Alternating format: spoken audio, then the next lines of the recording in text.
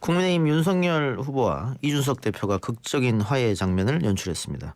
내용을 봉합하고 지지율 반등을 노릴 수 있을지요? 국민의힘 김재원 최고위원과 이야기 나눠보겠습니다. 김 최고님 안녕하십니까? 네, 안녕하세요.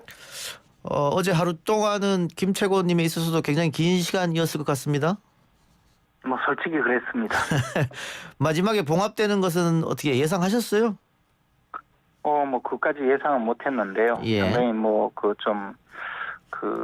벼랑 끝으로 몰리는 과정이었기 때문에 뭐 가슴 졸이면서 지켜보고 있었는데요. 그래도 또 윤석열 후보께서 그 상황을 그래도 좀 잘 해결하기 위해서 직접 의원총회장에 가서 이준석 대표와 손을 잡고 함께 나가게 되어서 저희들은 참 다행으로 생각하고 있습니다. 후보가 본인의 판단으로 이 대표한테 손을 내밀고 양보해서 이 대표가 다시 올 수 있는 명분을 줬다 이렇게 봐도 될까요?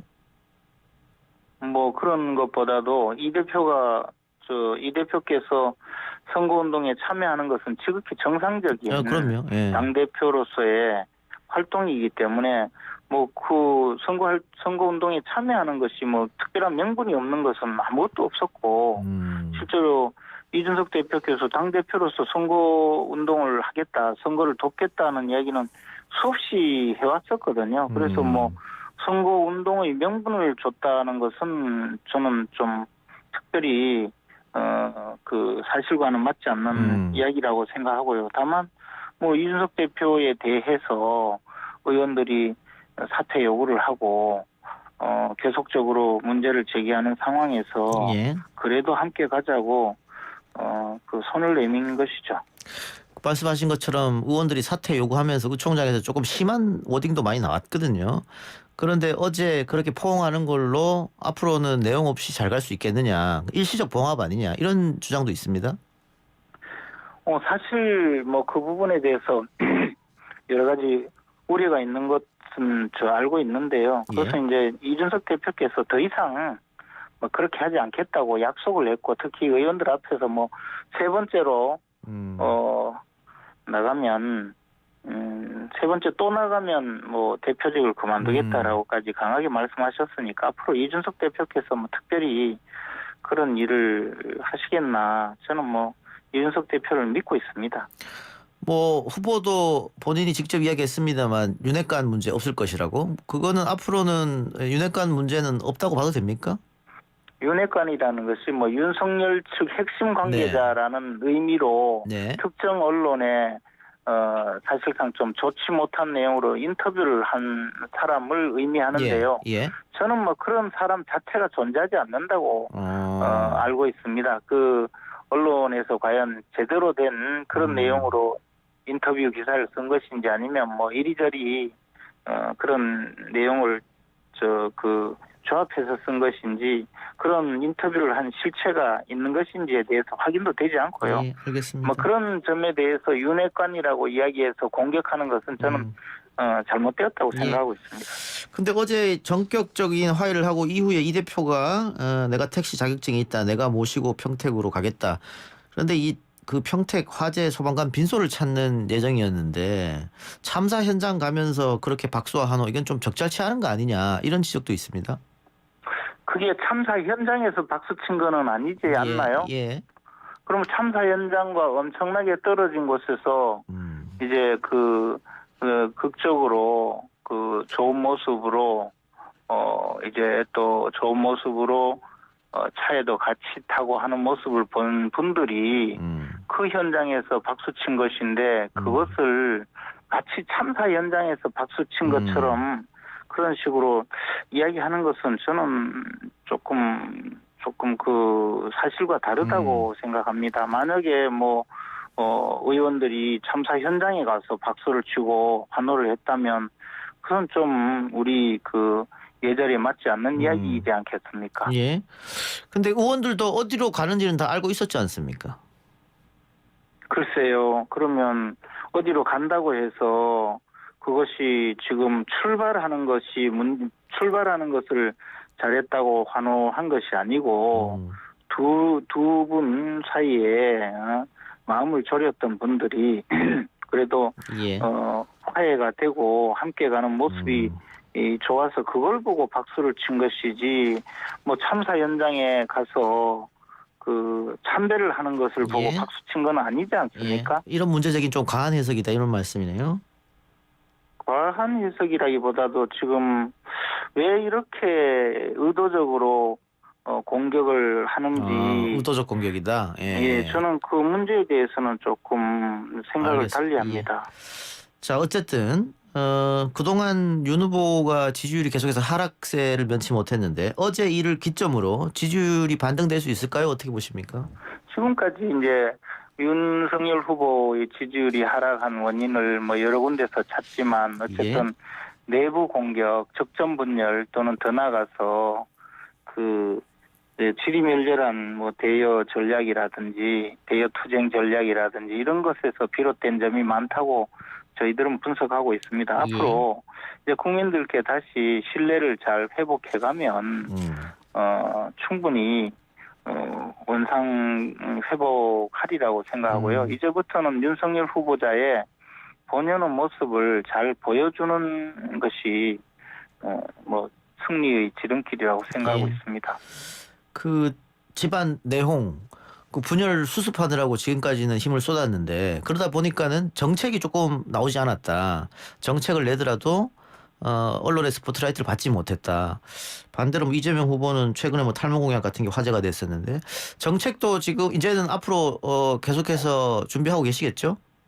그렇습니다. 뭐 정책 발표를 해봤자 당내 총질에 내부 총질에 뭐 다 묻혔고 원래 그 집안 싸움 저 불고기 나무 집에 불타는 모습 보고 좋아하는 그런 느낌으로 전부 다 우리가 좀 웃음거리 되고 말았는데요. 이제부터 오늘 당장 그 수도권 광역 정철망에 대해서 공약을 했듯이 준비된 공약을 하나씩 잘 발표하고 또 앞으로 또 국민들께 윤석열 후보자의 진정한 모습을 보여주고 또 신뢰받을 수 있는 여러 가지 공약과 정책을 설명하는 그런 방식으로 신뢰를 얻어가려고 합니다. 예. 그 아까 최고위원께서 윤석열 후보 지지율 다시 제자리로 돌아올 거다 이렇게 말씀하셨는데 윤 후보 지지율이 빠지는 동안 안철수 후보가 그걸 그대로 받아먹었다. 그래서 안철수 후보 지지율이 꽤 많이 올랐거든요. 그러면 윤 후보 지지율이 제자리로 돌아가면 안 후보 지지율은 다시 빠질 거다 이렇게 보십니까? 사실 안철수 후보자가 처음 대선에 출마한다고 했을 때 그리고 지금까지 오면서 비호감 1, 2위를 다투었거든요. 심상정 후보하고. 그리고 안철수 후보가 뭐 특별히 뭘 잘해서 지지율이 오른 것이 아니고 가만히 있어서 지지율이 오른 거거든요. 그래서 사실은 뭐 자력으로 얻은 지지율이 아니니까 저희들이 지금부터 적정 분열을 하지 않고 제대로 대응만 한다면 원래 저희들을 저희 윤석열 후보를 지지했던 많은 분들이 다시 신뢰를 보낼 거라고 확신하고 있습니다. 그러면 이번 선거에 안철수 후보는 변수가 되지 않을 수도 있겠네요. 최고위원 말처럼 된다면. 안철수 후보는 분명히 변수이긴 한데요. 뭐 그 변수에서 저희들은 안철수 후보자를 압도하는 그런 지지율을 확보할 것으로 예상하고 있습니다. 제가 민주당 뭐 관계자들 여러 명한테 취재를 해보니까 그 선거 막바지에 윤석열 안철수 후보 단일화에 대해서 굉장히 신경 쓰고 있던데 그 가능성은 없어 보이십니까? 지금은 뭐 단일화를 꺼낼 때가 아니고 윤석열 후보자의 그 본래의 모습을 다시 국민들께 보여주고 또 본래의 모습으로 돌아가서 신뢰를 얻고 그리고 그 미래에 대해서 확신을 심어주는 것이 더 중요한 과제라고 생각하고 있습니다. 예, 알겠습니다. 마지막으로 선대위가 슬림화되긴 했는데 임명된 권영세, 이철규 의원의 원희룡 전 지사, 윤재옥 의원까지 일단 임명된 핵심 인선이 검찰이나 경찰 출신이다 하면서 지금 민주당 지지층 또 민주당에서 여기에 대해서 검경이 다 장악했다는 것에 있어서 비판하는 지점이 있던데 이 점은 어떻게 보십니까? 권영세 선대본부장은 검찰에서 10여 년 정도 근무하고 나온 지가 지금 20년이 넘었거든요. 그동안에 국회 그 다선 중진 의원이 되었고 특히 그 주중 대사까지 거친 외교관 출신이거든요. 예.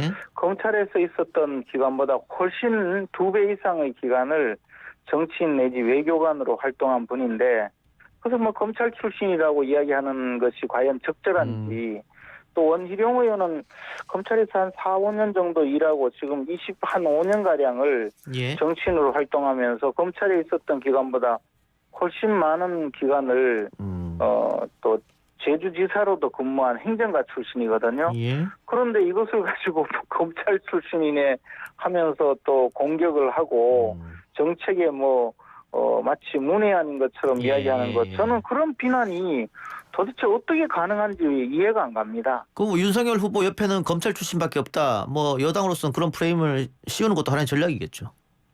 전략이 아니라 억지를 부리는 거죠. 그렇게 따지면 이재명 후보자 옆에는 누가 있습니까? 전부 운동권만 있는 거 아니겠습니까? 예. 운동권 건달들만 있다고 이야기하면 또 할 말이 많을 것 아니겠습니까? 더군다나 그 대장동 사건의 관련자들 예. 그 사람들이 지금 최측근으로 있잖아요. 예.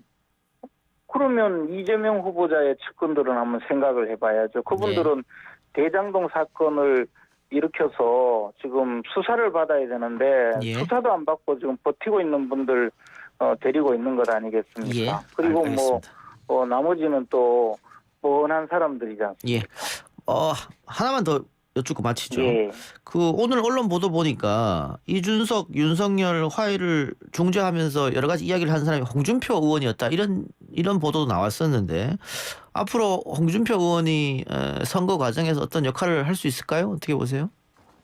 홍준표 의원 스스로가 말씀하셨지 않습니까? 지금도 돕고 있다고요. 홍준표 의원께서는 자신이 가장 잘할 수 있는 방법으로 가장 효과적으로 선거운동을 도울 수 있으리라고 생각하고 있습니다. 얼마 전에도 보면 약간 우리 윤석열 후보자에게 실망한 그런 유권자로 보이는 분이 홍준표 의원에게 차라리 이재명 후보를 찍어야 되느냐 이렇게 물으니까 아무리 그래도 그렇지 살인자 집안에 포악한 사람이 대통령 되면 되겠느냐 이런 방법으로 그 윤석열 후보자를 측면 지원하고 있거든요. 예. 그래서 앞으로 또 홍준표 의원께서는 자신이 가장 잘할 수 있는 방법으로 윤석열 후보자를 진심으로 도우리라고 생각하고 있습니다. 알겠습니다. 최고위원님 오늘 인터뷰 고맙습니다. 감사합니다. 지금까지 국민의힘 김재원 최고였습니다.